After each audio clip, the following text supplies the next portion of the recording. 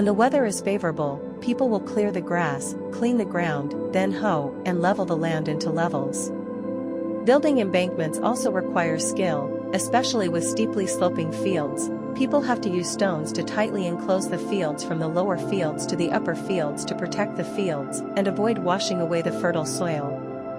The irrigation system into the fields must also be arranged reasonably, closely connected to each other, ensuring that water flows evenly from high fields to low fields. Each stage is carried out with tools such as knives, hoes, shovels, crowbars, plows, and harrows. Terraced fields are not only a place for people to produce, but also a long-standing cultural identity, and it is also an artistic masterpiece, a colorful and timeless picture.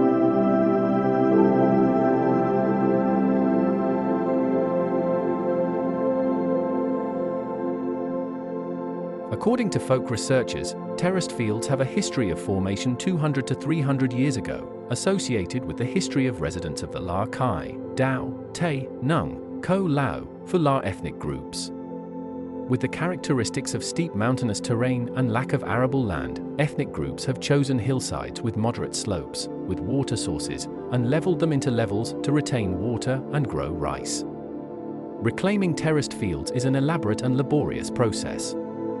This is usually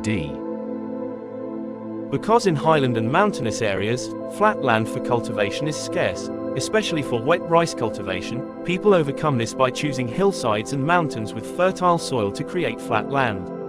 Then, depending on the cultivation intention, they can let it dry or bring water from higher mountain peaks. Terraced field farming is a unique form of farming in Southeast Asia. Terraced fields are a type of wet rice cultivation on mountainous terrain with a sophisticated irrigation system to provide water for the growth of rice plants. It can be said that terraced field farming exists uniquely in Southeast Asian countries with specific ethnic groups. In Vietnam, there are the Hmong, Dao, Ha and He, and Lahu ethnic groups in Lao Cai, Yen Bai, and Lai Chau provinces.